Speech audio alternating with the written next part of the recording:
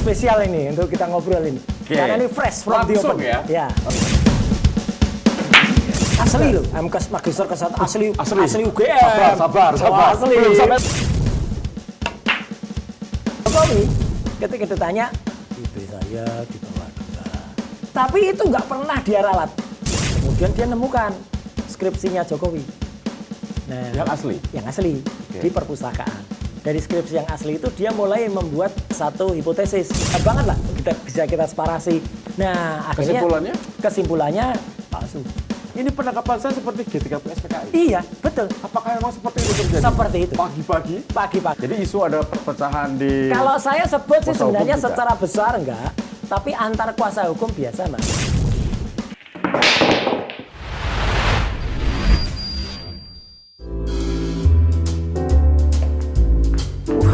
Assalamualaikum warahmatullahi wabarakatuh. Wah, seru banget mainnya. Apa kabar, Mas? Apa kabar? Baik. Waduh. Sehat?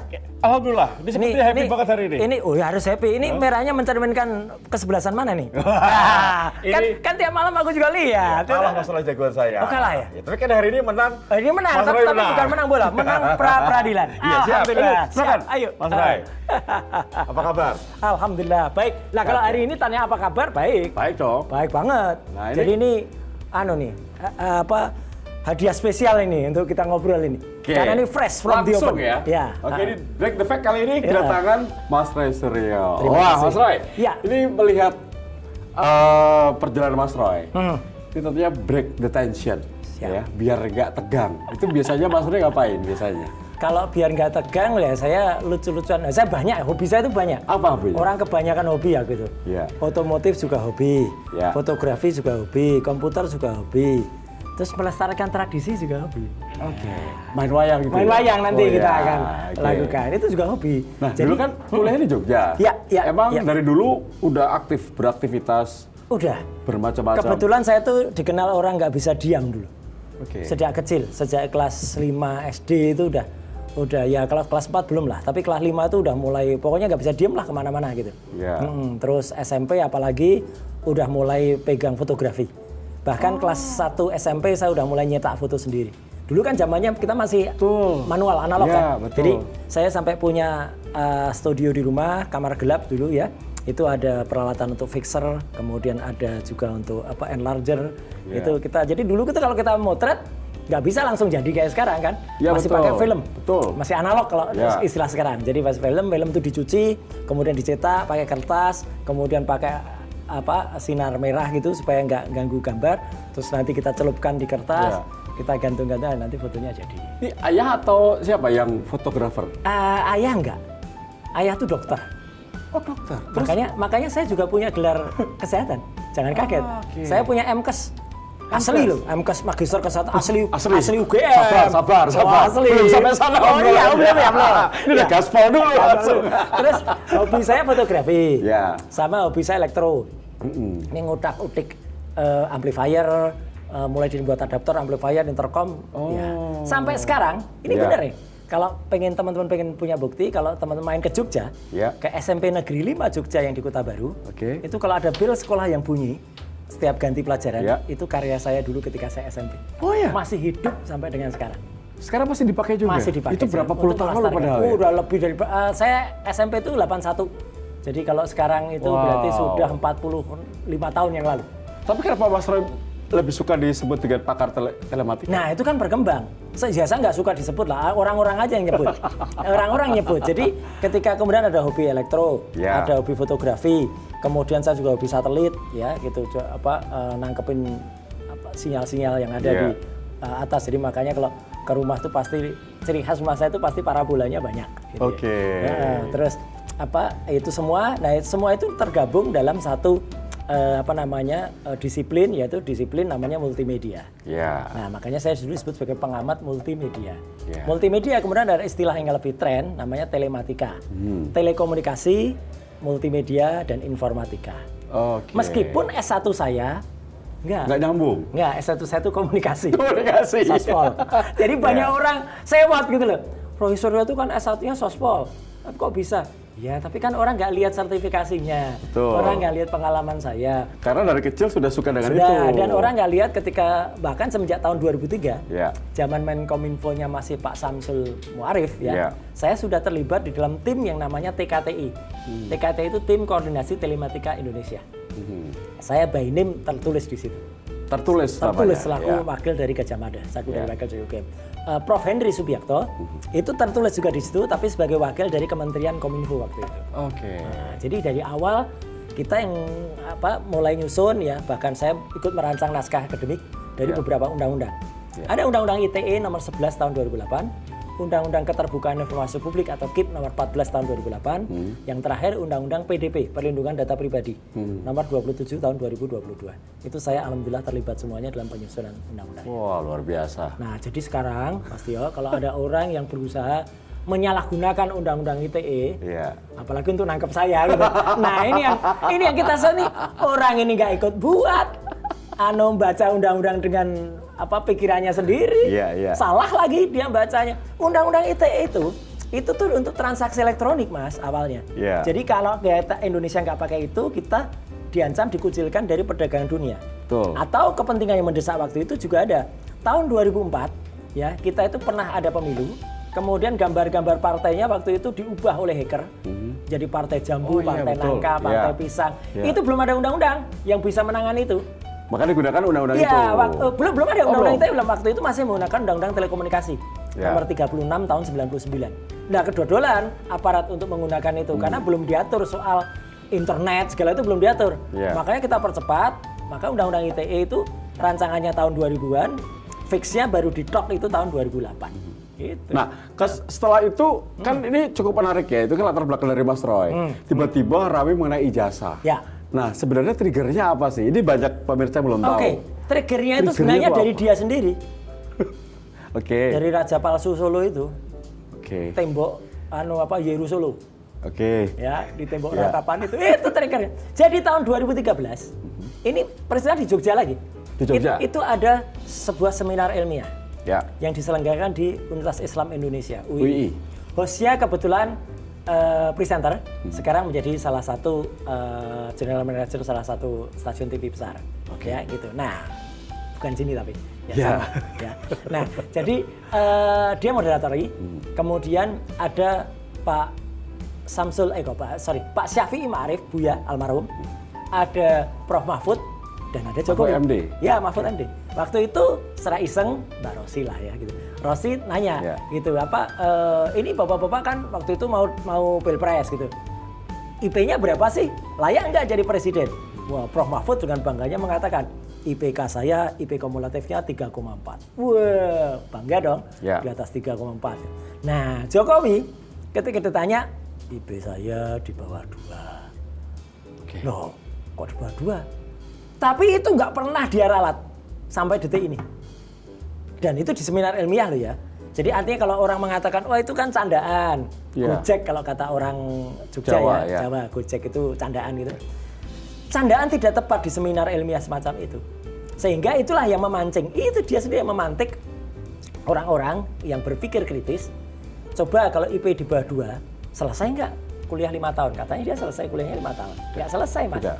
IP di bawah 2 itu maksimal ambil SKS, sistem kredit semesternya, adalah 15. Bahkan kadang-kadang dosennya 12, Mas. Iya, karena 1, sekian kan IP-nya.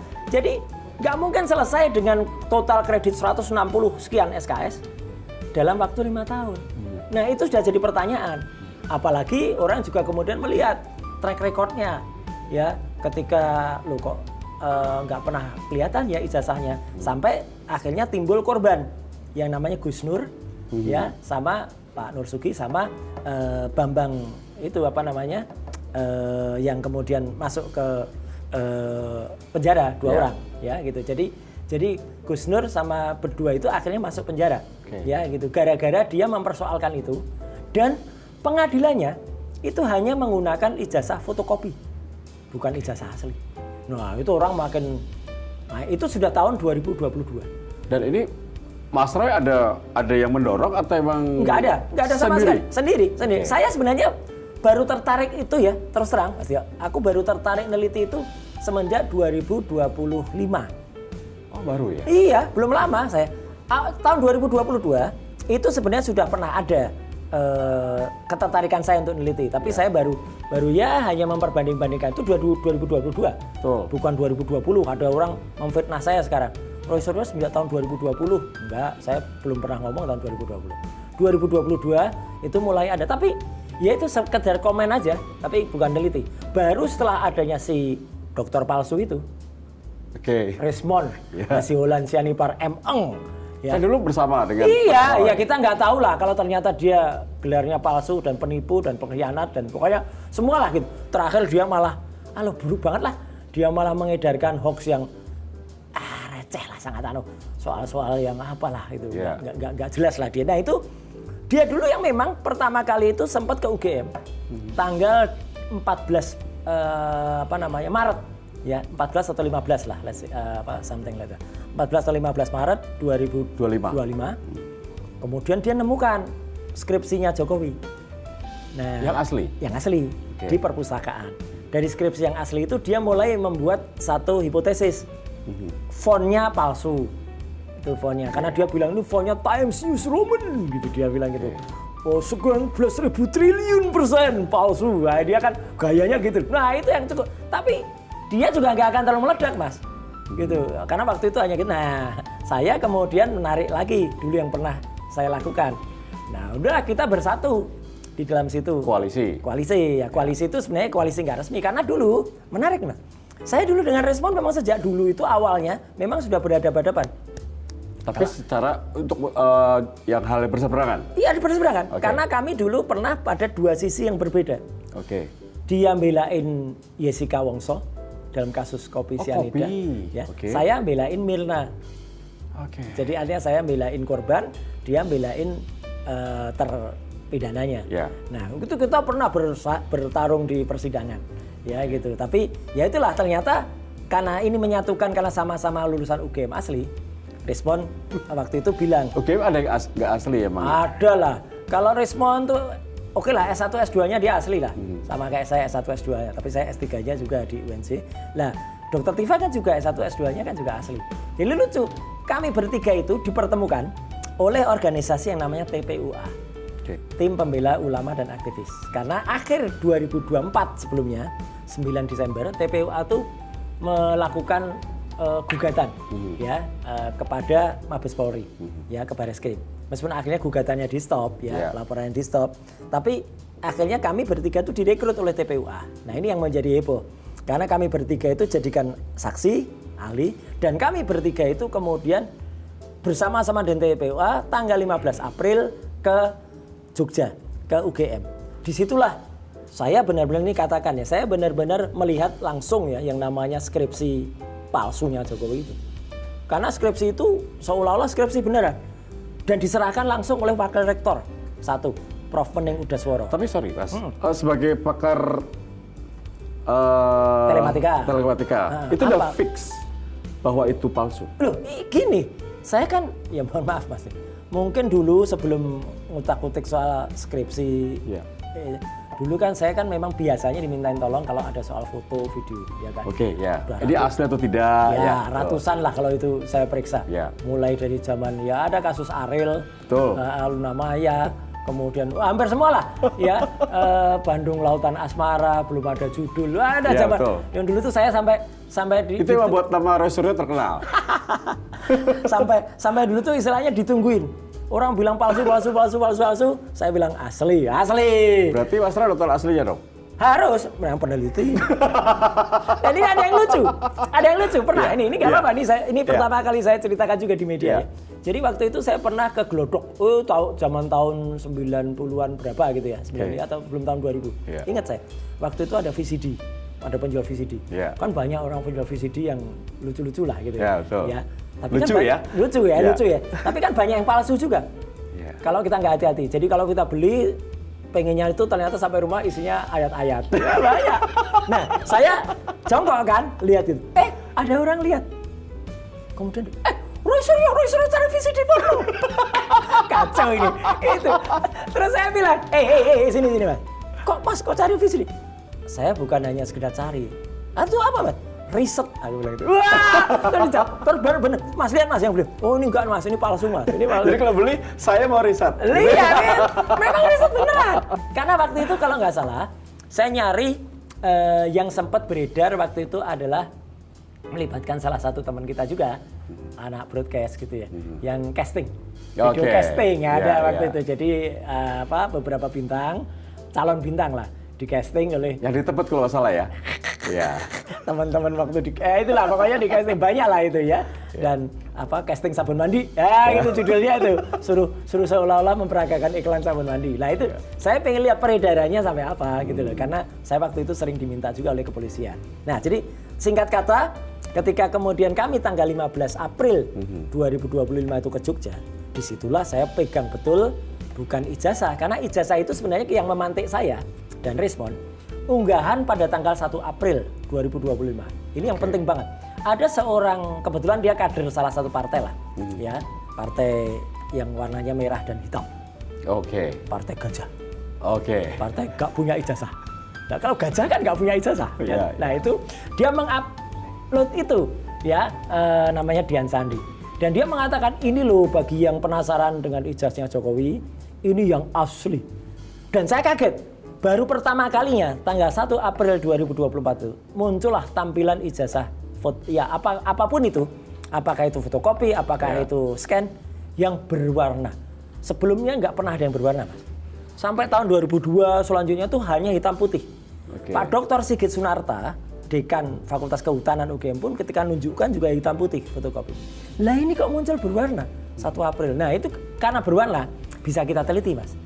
Warnanya, kemudian ada embossnya ada atau enggak, watermarknya, kemudian template dari logo itu, kemudian dengan huruf-huruf itu ada persesuaian atau tidak itu karena berwarna bisa kita bisa masukkan, kita belah cyan, magenta, yellow, blacknya bisa kita pisah, kemudian bisa banget lah kita separasi. Nah akhirnya kesimpulannya palsu.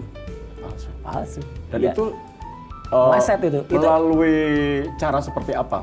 Banyak program yang kita gunakan. Salah satunya adalah yang kemarin sudah mulai dibacakan dalam dakwahnya Dr. Tifa, tapi Dr. Tifa bilang itu bukan saya gitu, yaitu saya, yaitu ELA, Error Level Analysis. Dan itu lucu maka dakwaan itu karena kami itu hanya menganalisis. Menganalisis tuh Mas, misalnya ada satu gambar tampil tulisan ini ya, terus kemudian ini saya capture, kemudian dari capture tuh saya pisah-pisah BREAK. Aslinya berubah enggak? Enggak kan? Enggak. Yang ada di sini aja yang berubah. Nah sama, apalagi ijazah Jokowi itu yang katanya itu ijazah Jokowi, itu kan kita analisis pakai ELA, ada yang kemudian ini meleset, dulu istilah saya mencotot A-nya. Itu enggak berubah. Tidak sesuai, tapi si pemunya ijazah katanya berkeberatan karena ijazahnya dirusak.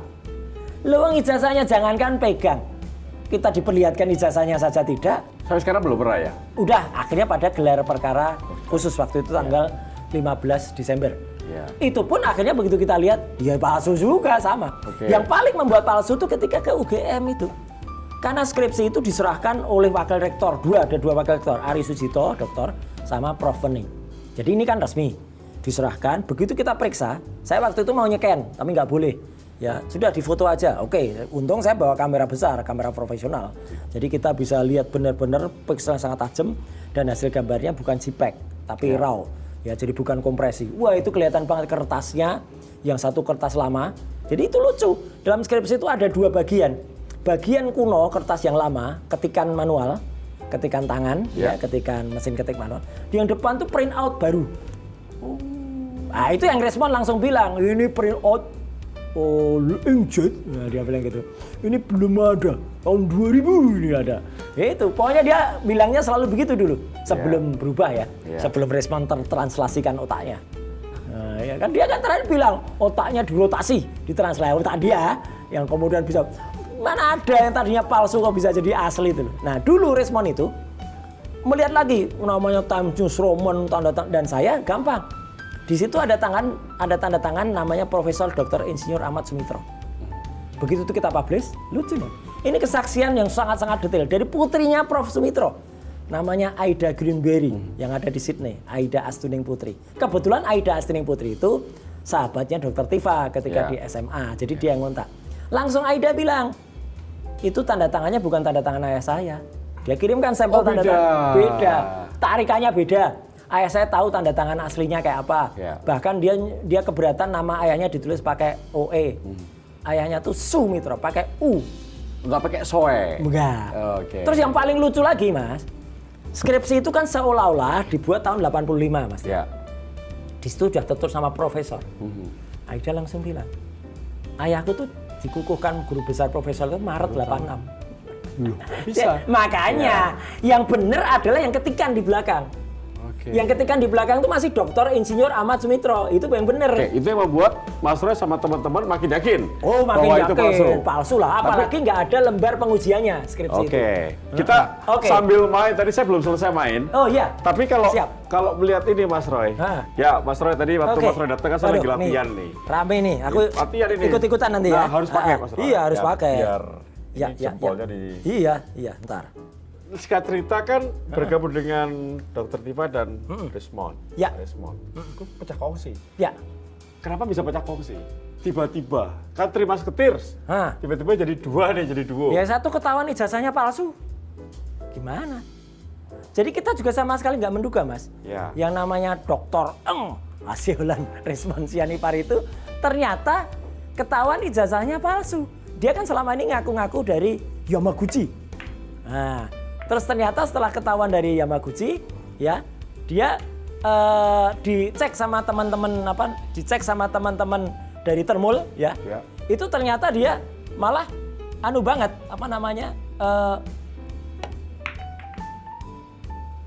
Masuk lagi. Woi, ini dah sah jadi sarjana biliar. enggak lah. Oh, enggak. Kebetulan. Oh, kebetulan. Kebetulan. Tapi masalah sekarang Iya. ada penghalang. Ada Kadang hidup ini penghalang. ada penghalangnya. Betul. Ya, Yang harus- harus ditembak padahal itu kan. Ya, betul. Waduh, Inilah kehidupan. itulah kehidupan.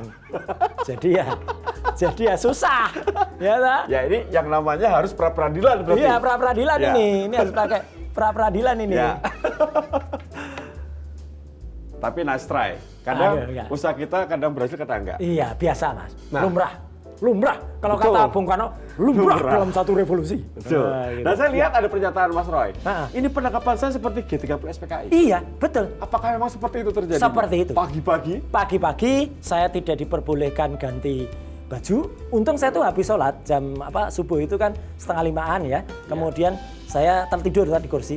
Mereka datang 6:30. Ya. Jadi saya masih pakai pakaian rumah, jeans rumah dan baju marun itu baju saya sholat sebelumnya. Kemudian udah nggak boleh ganti itu aja. Terus setelah itu saya mau minum nggak boleh, mau apalagi makan, mandi aja nggak boleh. Cuci. Terus saya sempat adegannya atau dialognya sempat saya ulangi dialog yang di film G30S. Itu ada terekam juga. Jadi saya mau mandi dulu. Lu nggak boleh, nggak bisa langsung aja. Minimal cuci muka toh, gitu. Itu ada itu adegan itu di dialog itu. Minimal cuci muka toh, itu terekam juga itu. Terus saya mau pakai sepatu aja nggak.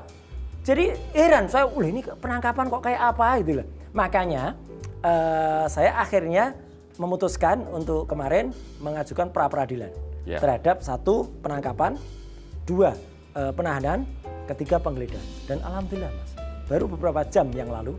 Jadi ini berkah ini ya. Kita ketemu ini. Pengadilan Negeri Jakarta Selatan luar biasa. Hakim yang sangat bijak ya. Beli Ketut ya, Pak Ketut itu berani breakthrough ya. Kalau itu bukan break the fact ya, tapi breakthrough. Ya, memutuskan bahwa yang namanya penangkapan, penahanan dan juga penggeledahan itu tidak sah. Berarti kami yang pertama kali ya, Edi? Pertama kali. Terima kasih, Mas. Sama-sama, terima kasih. Dan itu keputusannya seperti apa? Keputusannya adalah ketika itu karena 1 menggunakan surat izin dari pengadilan negeri yang sudah tahun lalu dipakai. Oke. Ini kan konyol banget. Itu tanggal 13 November. Berarti surat itu sebenarnya untuk tujuan yang lain. Dipakai lagi. Terus ada copy paste. Ya. Di situ masih tertulis bahwa setelah nanti ditangkap, itu harus diperiksa untuk keperluan penyidikan. Lah padahal itu sudah habis penyidikannya, sudah P21. Berarti kan itu kan sebenarnya surat untuk orang lain atau orang lapang. Betul. Terus KUHP yang dipakai, Kitab Undang-Undang Hukum Acara Pidananya, juga salah lagi. Jadi yang salah adalah ketika harusnya sudah menggunakan KUHP yang baru, sekarang sudah tahun 2026. Ya. Itu pelaksanaannya masih menggunakan KUHP lama, tapi suratnya itu pakai KUHP baru. Oke. Lucunya lagi, ini paling lucu ini. Ya. Ya Sri Mulat aja kalah lucu, Mas. Gitu. Ahli yang mereka hadirkan, Ya. Dr. Aristo Panggaribuan, ketika ditanya, ya, jadi ini kalau ada surat begini itu saya apa? Ya cacat formal. Ahli dari mereka aja mengatakan cacat formal. Waduh, ya udah. Berarti untungnya hakim mempertimbangkan fakta-fakta persidangan itu. Ya. Dan tadi itu dikatakan Menang ya. menang. Ya. Dan ada keinginan gugat balik? Nantinya ada. Jadi artinya nantinya kita akan lakukan gugat lagi untuk hak-hak saya dipulihkan.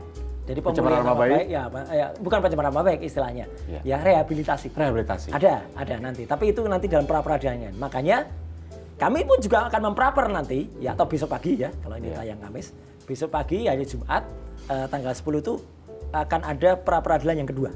Pra-peradilan kedua hari Ya. Jumat tanggal 10. 10. Itu isinya adalah tentang penetapan penersangkaan saya, kemudian pasal 32 dan pasal 35. Apa yang dipersiapkan oleh Bang Raffi dan kawan-kawan? Oh iya, jadi artinya 32 35 itu kan juga tidak sah. Saya tadi di awal kan cerita. Ya. Kalau dulu ya pembuat undang-undang, saya termasuk yang membuat undang-undang, bukan saya sendirian, tapi Ya. termasuk tim. Nah, itu kan salah salah undang-undang. Ibaratnya undang-undang buat menggoreng ya digunakan untuk merebus gitu loh. Salah kan? Itu kan undang-undang untuk transaksi elektronik. Ya. Untuk kejahatan mengubah data di sistem elektronik. Lah ini nggak ada sistem elektronik yang kita rubah. Ijazah itu kalau kita teliti, itu adalah penelitian, hasilnya juga berupa gambar hasil penelitian. Ibaratnya Mas Tio ngantar istri ke USG, ke rumah sakit. Ya. Istri diperiksa, maaf ini perutnya. Kemudian ultrasonografi yang sekarang itu sudah ada versi 4, bisa 4D, Ya. keluar gambarnya gitu. Terus dianalisis, oh ini gini-gini. Terus misalnya istri Mas keberatan, oh saya nggak mau perut saya diacak-acak ini perutnya keganggu nggak? Kan cuma diperiksa. Hasil gambar itu adalah hasil penelitian, bukan kemudian kita langsung mengoperasi perutnya. Iya. Nah itulah ibarat kayak terganggu. gitu. Ijazah aslinya tidak terganggu sama sekali. Kita hanya menganalisis melalui gambar yang diupload oleh Dian Sandi Utama. Ya, loh kok kenapa kami dipidana dengan undang-undang yang salah juga? Makanya itu yang besok akan diperaperkan. Tujuan akhirnya apa, Mas Roy?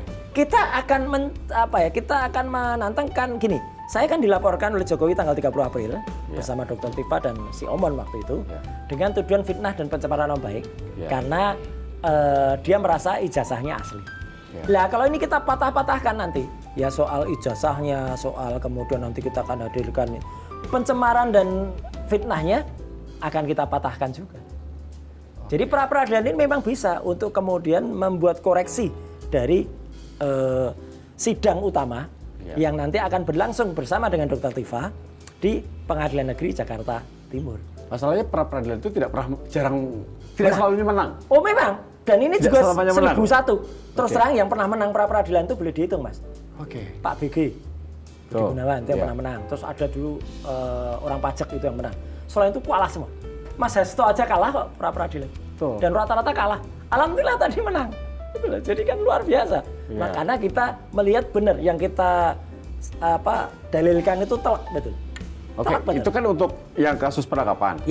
Untuk yang sidang pokoknya, progresnya seperti apa, Mas? Progresnya saya belum maju makanya. Karena ini menariknya. KUHP yang baru, Kitab Undang-Undang Hukum Acara Pidana yang baru, nomor 20 tahun 2025, itu justru mempersyaratkan tidak boleh perkara pokoknya maju sebelum pra-peradilannya selesai. Oh, makanya ada pra-peradilan dulu, bereskan dulu. Kalau dulu banyak Mas kejadian. Dulu itu sebelum sidang utama, kadang-kadang praper. Tapi jaksa dulu mendahulukan sidangnya, sehingga prapernya batal. Padahal kadang-kadang di sidang itu banyak yang boncos. Banyak yang kemudian tidak ibaratnya belum sempurna. Dulu ada misalnya ya katakan kalau saya ini diteruskan sudah langsung terus masuk perkara. Ya kan penangkapan dan penyitaan kemarin bisa dianggap itu sah. Padahal tidak. Ya kan itu kan nanti akan juga bisa mengurangi beberapa dakwaan dan lain sebagainya. Meskipun sekarang belum. Ini banyak pro dan kontra. Ada yang mendukung Mas Roy Suryo, ada yang tidak mendukung. Biasa. Sebenarnya di belakang Mas Roy itu siapa sih? Di belakang saya siapa? Apakah wayang saja? Nah, enggak Mas. Ataukah ada kekuatan besar sebetulnya? Wah, enggak ada. Di belakang kita ya rakyat. Atau pengen Serius. Di belakang kita. pengen berpolitik kembali? Oh enggak. Setelah cukup lama menghilang dari partai? Enggak. Saya 6 tahun ya, alhamdulillah 6 tahun sudah mundur dari partai. Warnanya nanti dituduh nanti partainya warnanya ini. Makanya enggak. saya pakai biru ini apakah kembali? Oh, CLBK. Birunya lain. Oh, birunya lain. Ya, enggak Mas, gini. Alhamdulillah ya. Ya. Dulu memang saya sempat di partai itu bahkan sampai level wakil ketua umum. Ya. Ya kan nggak mungkin jadi ketua umum. Ya. Jadi itu udah paling tinggi. Ya. Alhamdulillah juga sempat dipercaya jadi pembantunya presiden waktu itu jadi menteri. Ya. Jadi udahlah, mau ngapain lagi? DPR juga udah 2 kali. Ya gitu. Tapi ya sekarang saya bilang sih istilahnya gini lah, nggak usah mikir soal itu dulu. Yang penting ini kita buka kejujuran dan kenegarawanan seorang yang pernah memimpin republik ini, tapi ternyata ijazahnya diragukan. Dan ini bukan cuma dia loh. Kalau ada siapapun yang memimpin republik ini, yang ijazahnya diragukan, apalagi sekolahnya juga diragukan, ada itu sekarang. Ada. Wah, ada. Emang yang jadi orang 02 sekarang pernah SMA? Enggak pernah. Itu ada itu. Jadi kalau saya sih seru ini. Saya sekolah. Ini ngeri-ngeri sedap ini. Ya, makanya ya saya diem aja ini. Saya pukul dulu aja ya. Ini bola 2 harus saya pukul. Aduh, ini produsernya bintang tamunya serem ini.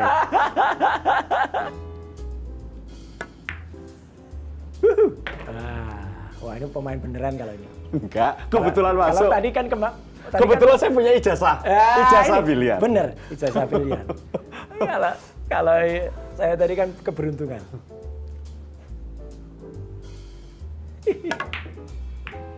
Lapannya masuk. Aduh.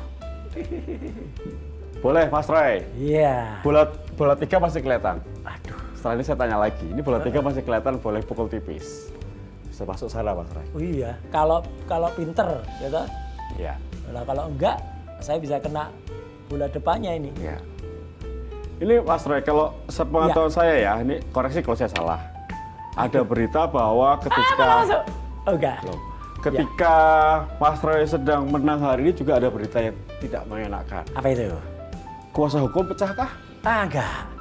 Kalau Nih, pecah Bang itu Refli? kalau gelas itu pecah itu. Oh gitu. Enggak. Nah ini klarifikasi seperti apa? Gini, sebenarnya sejak awal itu kuasa hukum itu memang tidak pernah menjadi suatu keseluruhan, itu memang nggak pernah. Oke. Saya dari awal itu memang selalu dibersamai oleh teman-teman yang sudah bersama dengan saya semenjak tahun 2022 yang lalu. Oh, jadi bukan dulu orang baru. Bukan. Dulu itu saya memang pernah ya dikriminalisasi juga dalam kasus Tupa Borobudur. Ya. Itu nanti akan saya anukan juga, saya PK-kan juga nantinya. Karena waktu itu konyol banget, yang ngupload orang lain, saya hanya kritik soal kenaikan tarif kok yang kena saya. Hanya dulu waktu itu memang belum solid sekarang timnya. Nah, jadi intinya saya didampingi dulu oleh tim yang orang-orangnya sekarang tergabung dalam Tokham. Tokham. Nah, saya terus bersama itu semenjak dilaporkan tanggal 30 April, kemudian ada tim besar yang namanya TAKA, tim advokasi anti kriminalisasi akademik dan aktivis. Itu di situ ada Mas Ahmad Kosinudin, Pak Ustadz, ada Pak Petrus Celestinus. Saya juga bergabung, tapi tetap ada Tokhamnya waktu itu saya. Dan itu fine-fine aja, nggak ada soal. Memang kemudian mulai timbul adanya perbedaan itu ketika Dr. Tifa, awalnya di Dr. Tifa tidak lagi bergabung dengan TAKA. Ya, kemudian sendiri punya kuasa hukum sendiri. Setelah itu respon. Nah, saya sempat ditarik dan saya diminta untuk menonaktifkan TAKA. Saya bilang enggak. Saya tetap ada di dua-duanya. Jadi saya berusaha mempersatukan semua. Ya. Waktu itu ada yang namanya trio RRT. Apa itu? Trio RRT itu trio Roy Respon Tifa. Oh, oke. Timnya gitu, Bala RRT ya, Bala RRT. Tim trio RRT kami, pembelanya namanya Bala RRT. Ya. Nah, terus ya kita tahu semua lah, si Omon akhirnya ketahuan ijazah palsu, dan lucunya lagi ketika dia kemudian ketahuan dari Jepang, dia ditagih beasiswa, dia malah bikin surat kematian, seolah-olah dia mati. Oh iya? Iya. Ada buktinya? Ya ini bukti ini sebenarnya justru teman-teman Termul yang ngejar. Mereka sudah sampai ke Jepang untuk ngurus itu. Oke. Ya dan lucu banget. Jadi artinya dia nggak mau bayar gitu loh. Dia ngemplang bayar. Jadi dia kita sebut kalau di komunitas kita sebut zombie. Ya orang mati hidup lagi kan zombie. Gitu. Nah itu jadi pecah. Sehingga akhirnya kalau itu harus pecah, dikatakan pecah. Jadi Balai RT kemudian menjadi hanya Troya. Oh ya, yang sekarang. Sempat ada Troya gitu. Sekarang lain lagi juga. Troya itu adalah Tifa Roy Advocate. Oh, Ya. oke. Tapi Taka tetap ada. Taka ini masih menangani Pak Rizal Fadila, Rustam Effendi, Bu Kurnia dan saya. Saya juga masih di situ juga. Karena kalau klien Mas, prinsipal itu boleh punya lawyer 1, 2, 100 ribu boleh. Ya. Dan antar lawyer ini sebenarnya nggak masalah. Mau berapa kuasa hukum aja saya nggak. Makanya kalau sekarang mulai ada, kenapa saya memberikan surat kepada SKK ya, surat kuasa khusus kepada Taka. Memang nggak salah mereka. Kenapa saya juga memberikan surat kuasa khusus kepada tim Tokham? Ya memang. Gitu. Jadi itu hak kita. Inti ceritanya adalah sebenarnya ketika masuk ke persidangan ini, Dr. Tifa sekarang sudah tidak lagi bersama Troya, karena dia bersama TPDT, Tim Pembela Dr. Tifa. Orangnya sebenarnya sama dengan orang Troya. Namanya berbeda. Namanya berbeda. Orang-orangnya sama saja. Sama aja. Jadi isu ada perpecahan di. Kalau saya sebut sih kuasa sebenarnya hukum tidak? secara besar enggak, tapi antar kuasa hukum biasa Mas. 2 lawyer ketemu tuh pendapat hukumnya bisa 5 Mas. Beda-beda. Iya, padahal lawyernya cuma 2 kan. Iya. Sama, ini juga sama. Termasuk Taka tidak membersamai saya saat saya mengajukan pra peradilan. Itu hak juga, saya nggak nyalain. Gitu loh. Karena saya hanya didampingi Tokham sekarang. Alhasil, alhamdulillah ini berhasil. Nah, ini udah banyak juga dari teman-teman Taka tadi, Mas selamat ya, alhamdulillah gitu ya. Ya. Jadi biasa Mas, nggak usah dibuat makanya ketika ada di salah satu podcast saling berbalas pantun ya antara Mas Refli dengan Mas Kosinuddin. Terus ada Mas Gafur juga ngomong, saya juga bicara. Bagi saya, ya ini dinamika Mas. Apakah itu gimmick ataukah memang tidak ada apa-apa sebetulnya? Ya kalau tidak ada apa-apa banget ya tidak juga. Pasti ada. Tapi kalau itu kemudian dimaknai sebagai sebuah, kalau saya maknainya dinamika saja. Tapi masih dalam satu benang merah perjuangan yang sama? Oh pasti. Makanya kami tuh nggak mau yang namanya RJ, Restoratif Justice. Apalagi sowan ke tembok Yeru Solo sana nggak mungkin Mas gitu. Jadi nah, ini tetap berjuang kita. Sebelum ngobrol lebih lanjut lagi, sebelum kita main wayang, karena saya pengen tahu kenapa analogi wayang itu menjadi selalu Roy Suryo wayang gitu. Nah ini ada satu pertanyaan mungkin menarik. Apa itu? Apakah kuasa hukum Pak Jokowi akan hadir dalam persidangan? Kuasa hukumnya apa Jokowinya? Jokowi ya. Kalau kuasa hukumnya boleh hadir, boleh tidak, ya. Tapi kalau Jokowinya kemarin katanya hadir. Tapi kan kita tahu sifatnya dia, Mas. Sudah, tapi belum. Kiri, tapi kanan. Sama. Belum kita sudah mendengar rencana jahatnya. Akan pakai Zoom. Jadi dia mau pakai Zoom di persidangan. Iya, memang secara aturan persidangan boleh. Lah, tapi kan ini parah. Harusnya yang namanya pelapor utama, saksi utama pelapor itu harus hadir, Mas. Nggak boleh nggak hadir. Kok enak aja dia kayak nyuruh orang, suruh kita duduk di kursi pesakitan, dia nggak duduk di situ. Dan mulai banyak termol-termolnya yang mengatakan kami tidak rela Jokowi duduk di kursi yang sama. Lah udah sana bawa kursi sendiri aja kalau nggak. Dan kuasa hukumnya Mas Roy udah tahu mengenai hal itu? Sudah. Jadi kita antisipasi nanti. Makanya kita juga antisipasi juga kalau misalnya mengharuskan. Persidangannya Dr. Tifa jalan duluan. Kan ini Dr. Tifa jalan duluan nih. Ya, Kamis ini, Kamis tadi itu sudah sidang kedua. Saya belum jalan kan. Berarti kan nanti kalau pada sidang kelima itu adalah sudah saksi pelapor, mungkin Dr. Tifa kan ketemu Jokowi duluan. Nah itu nanti dia datang atau enggak. Kalaupun dia datang, dia juga harus datang dong ke tempat saya.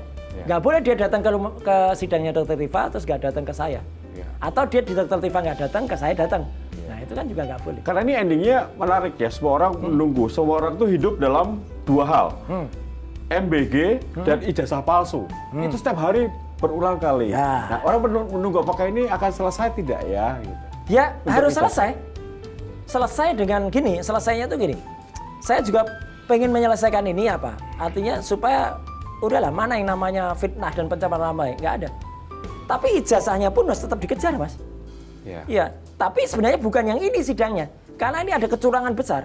Jahat ini. Kalau Rangga dan Cinta itu dia bilang, Cinta bilang kepada Rangga, Rangga kamu jahat. Ini jahat ini. Jadi mau menersangkakan, mau menterdakwakan saya itu dengan fitnah dan pencemaran nama baik tanpa membuktikan ijazah. Lah kan parah. Nggak boleh, Mas. Baik, coba diceritakan dengan analogi wayang. Mas Roy, ini menarik soalnya. Boleh ditaruh di sini, Mas Roy. Ya. Nah, ini siapa? Ini Kanjeng Raden Multimedia Telematika.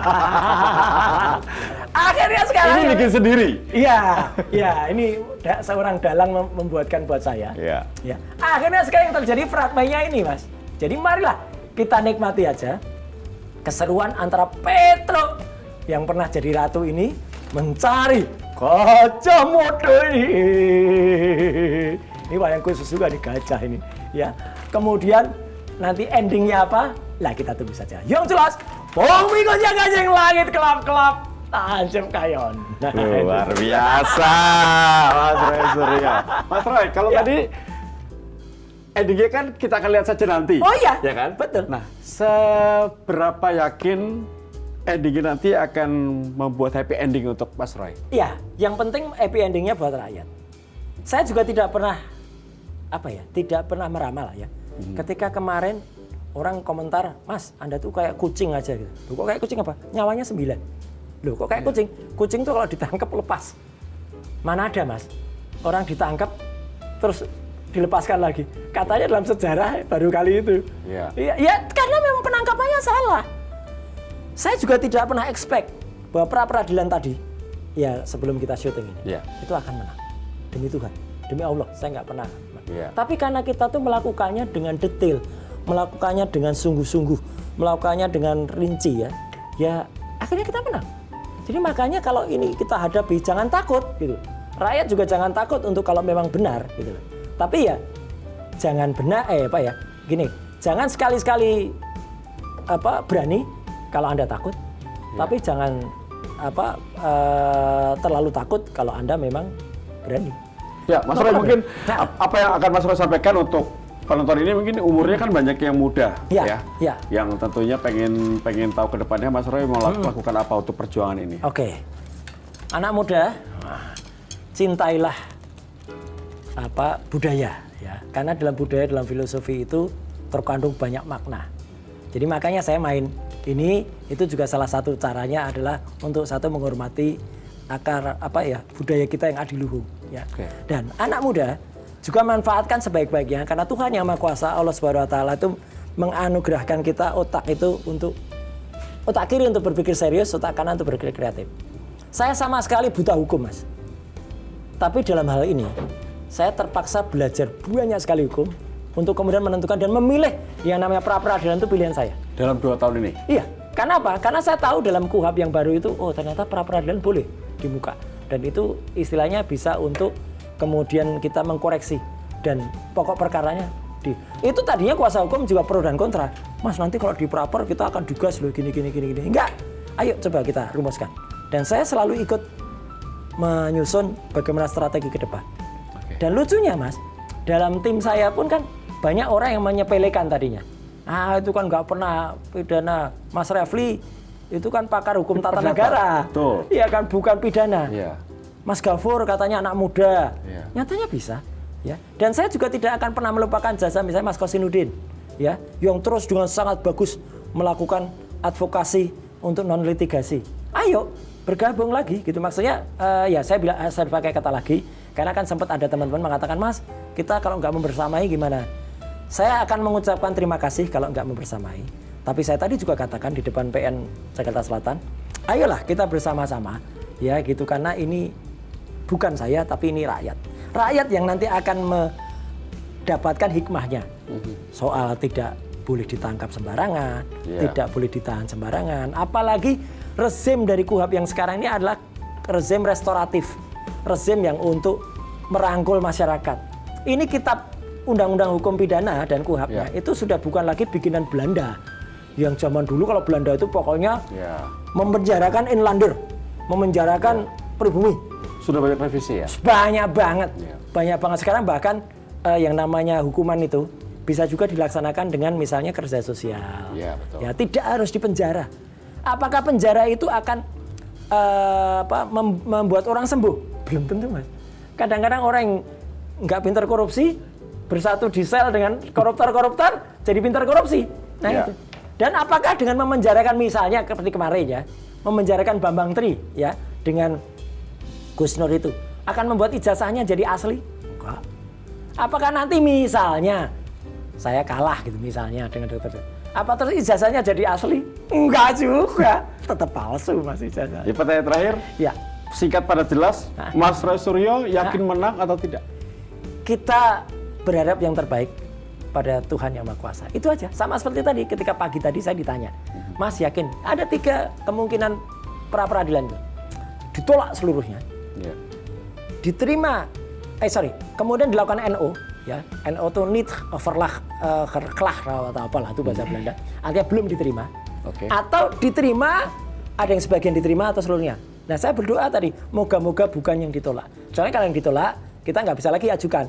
Ya gitu, untuk kasus yang sama, namanya nebis in idem, ya kasus yang sama diajukan lagi. Tapi kalau sekedar di NO, boleh. Tadi ada yang boleh diajukan lagi, yaitu soal ganti rugi dan soal pengembalian nama baik. Tapi dengan kasus yang berbeda itu dengan nanti pra-peradilan berbeda. Oke. Jadi jangan kaget kalau nanti ada pra-per lagi. Wow. Ada pra-per lagi. Perjalanan masih panjang berarti ya? Masih panjang, karena kan Ya. panjang dan tidak itu kan tergantung dari kita mau melaksanakan atau tidak. Ya, dan tadi juga yang menarik adalah ketika tadi dibacakan soal, jadi ini masih menggunakan kuhab lama atau kuhab baru gitu ya. Saya berkata, kalau begitu kuhabnya campuran Mas. Antara kuhab lama yang baru itu adalah kuhab oplos. Oh, sudah disiapkan bajunya. Pasti Kuhab dioplos. oplosan. Nah, itu kuhab lama dan kuhab baru tadi dipakai. Oke, udah disiapkan. Iya dong, yang terbaik untuk Break the Fact. Oke, terima kasih Mas Roy. Sama-sama. Tapi sebelumnya saya akan mengajak main game. Oke, apa itu? Ini perjalanan panjang Roy Suryo ini tentunya kita akan melihat apakah Waduh, bisa. kayak roulette Rusia. Iya, Wih. ada beberapa foto. Oke. Ada mulai dengan langsung. Ada si Omon. Ngapain ini si Omon nggak kelasnya ini? Omon ini bukan kelasnya ini. Ini oke, Jenderal Pak JK apalagi Pak SBY. Kemudian Pak Prabowo. Pak Jokowi. Ini yang ngaco ini. Coba dihitung Mas. Oke. Mas Suryo. Ya, mana? Oke. Nanti akan putar. 1, 2, 3. Ya, kita akan lihat akan berhenti di mana. Kalau melihat foto itu, apa yang akan ada dalam benak Roy Suryo? Presiden Republik Indonesia ke-7 Pak Jokowi. Sudah, tapi belum. Palsu ijazahnya. 99,9% palsu. Hanya itu? Iyalah. Oke. Prestasi terbesarnya ijazah palsu. Oke, Iya. baik. Lagi. Iya. Ya. 1, 2, 3. Nanti Yamaguchi palsu ini. Aduh sama lagi. Ya. Sama. Maling teriak maling. Dia ijazahnya palsu, katanya Yamaguchi. Jepang. Ternyata nggak lulus.